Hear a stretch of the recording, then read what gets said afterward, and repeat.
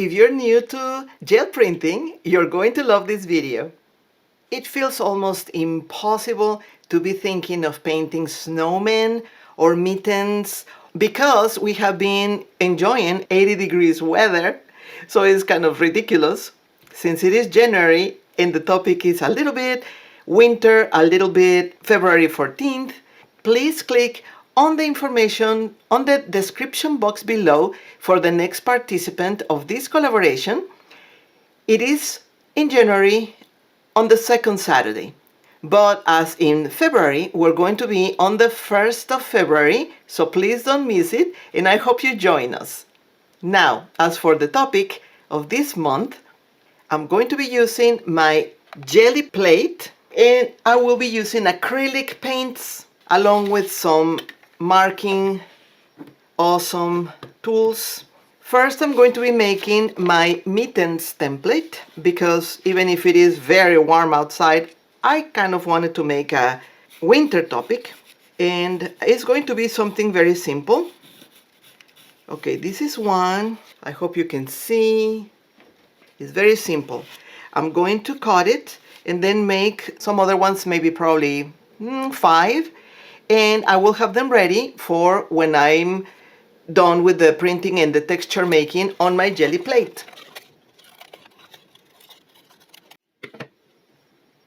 My project today is to have many layers, one pool print.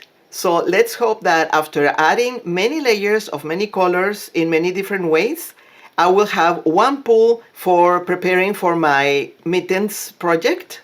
After every layer, after adding each color, I'm going to be letting that layer dry, so the other one is not going to pull it off.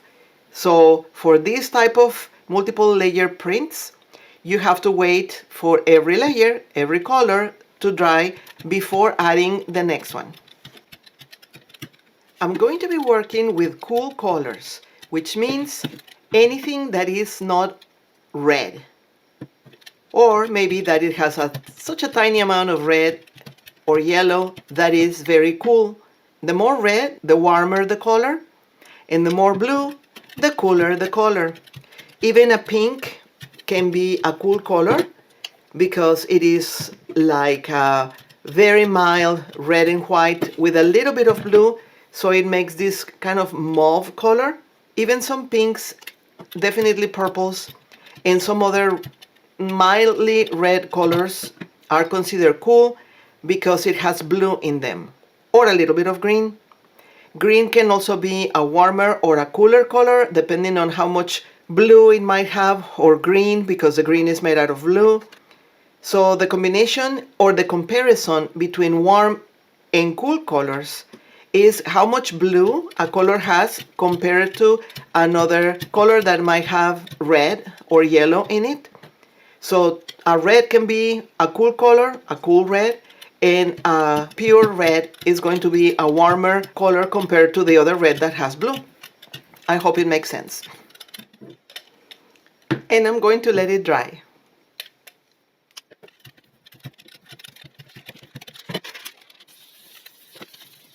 If you're enjoying this video, would you hit the thumbs up?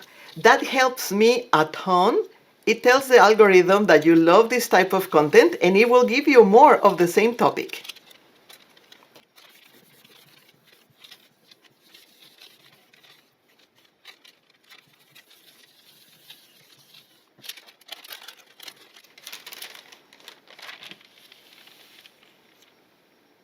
Instead of putting the template or sitting the template on the jelly plate, I am gently attaching them to the actual print in the exact position that I want them. Now the thing will be to match them very well and square them on the plate.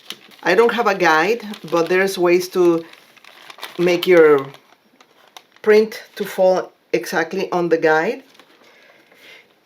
And I'm going to add my paint in a minute. I have noticed that when my paint doesn't peel nicely, doesn't pull completely from the plate, it's because I use either different type of brands of acrylic paint or different types of viscosity. So some paint dries faster, some other type of paint takes a little longer to dry. And if you mix them, the result will be one will still be wet and the other one will still be dry. So one adheres to the paper and the other one is still thinking about it. The best option is to let them dry for a long time, maybe overnight, or use always the same type of acrylic paint, brand, or level of viscosity. But I always like do it backwards to adhere the template to my print. If I want a particularly little corner or something. Question of the day: have you tried jelly prints already? Okay, here we go.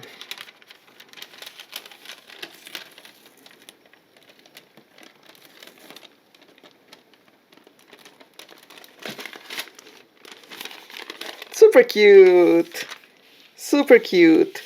Since the colors were muted, it is a collection of the muted colors of the Deco Earth.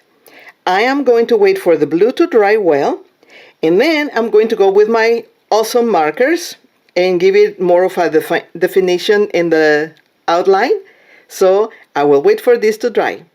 With this acrylic set of markers, I'm going to try the black and the white. First, I think I just want to emphasize more the polka dots because some were kind of bubbly and missed the center. And the wonderful part of these markers is that they paint over everything. Everything. So you can round up the shapes, you can outline. They are awesome. Super juicy, very thick acrylic paint.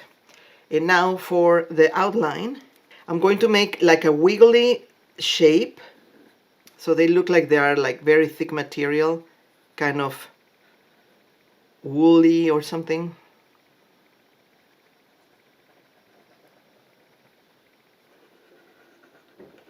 I could have used any other color to make it more flashy or, you know, splashy. But I'm very happy with the result. The colors I use are matte, so maybe if I had added something more glittery and more shiny, which I still can do, they would have been more, you know, wintry looking, kind of shiny. I'm going to use this dragonfly glaze just for fun. As much as I like the matte paint or the matte finish, I think some things require something shiny. And this dragonfly have the iridescence that shines one color one way and a different color the other way. So it's super cute. Now, I wouldn't recommend to use them directly into the plate unless that you are only using that same type of paint, because like I said earlier, the difference on drying times from one type of paint to the other will make a difference on how you can pull successfully your print. And don't even ask me how I learned that. I have many very unsuccessful weird prints because I like to experiment and I was mixing all kinds of stuff. The results are not always what we want. I don't mind sometimes because, you know, sometimes you just want to mess around with your art supplies. But when you want to do something more proper or successful or something cute from the start, you need to know certain things to know that, okay, I mixed all of these things. Now I have to let it dry overnight. If it is several layers in one pool, because experimenting is fun, but you don't want to be frustrated all the time. And now, to watch the next jelly print videos on the series, watch this playlist over here. Remember to keep your paintbrush wet and your brayers rolling.